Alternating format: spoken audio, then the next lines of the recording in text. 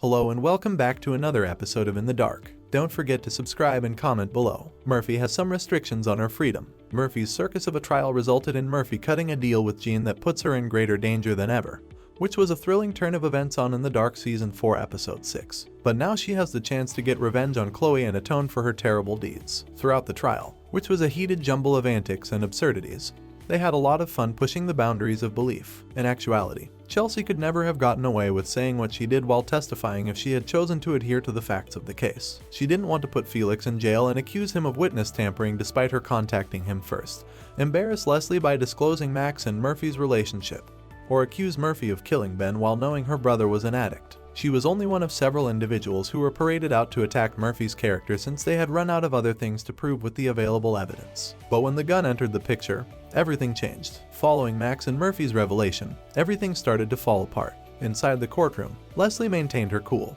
but as soon as she entered the restroom, she lost it. Once more, Max and Murphy are the worst. It's nearly impossible to support them as a couple unless you're a devoted fan who can look past what a huge pile of rubbish they've turned into and can move past their devastation. What did they anticipate would occur if Leslie learned the truth? And who among the naive would endanger a murder trial simply because they can't hold it in? Murphy believed she could get away with lying about sleeping with Max, even while in the room. She even caught herself tucking her hair behind her ear. She received it well from Leslie, who assured her that she was right to believe that many people detested her. One of Marion Rendon's best scenes on the show thus far was Leslie's breakdown in the restroom. It was dramatic in a painful way. During that time, he assisted in completely destroying her career and shattering her heart. It was delightful to see Leslie leave Murphy without legal representation as she left the courthouse holding her heels in her hands. Although she had presented a strong case, the murder weapon confused them. Another ridiculous thing was how Josh and Jean took Felix's high-pitched Marys and ran with it, picking out one church from among dozens. Josh's dislike of Murphy's smug face when she consistently receives breaks is ironic given that he is identical and vastly more obnoxious. The fact that they extracted the murderous tool from that grate is absurd. However, the memories of such events were welcome. Felix had a good plan. It's just a shame it was all revealed afterwards. He was also accurate in his assessment of Murphy blaming Jess. It's absurd that she hasn't at this time. Murphy's selfishness cannot justify her being charged with murder for a crime she didn't even commit. But the news about Chloe confused her. Hearing that Chloe is Bolt's newest victim breaks my heart. But Murphy could see that this was the right course of action. She would do anything for Chloe, so her desire to exact revenge on her and bring down the drug cartel that nearly killed her is similar to Murphy's devotion to Tyson. The clincher was Chloe's barely audible "I needed you," since she has recently received further reminders of what a terrible person she is.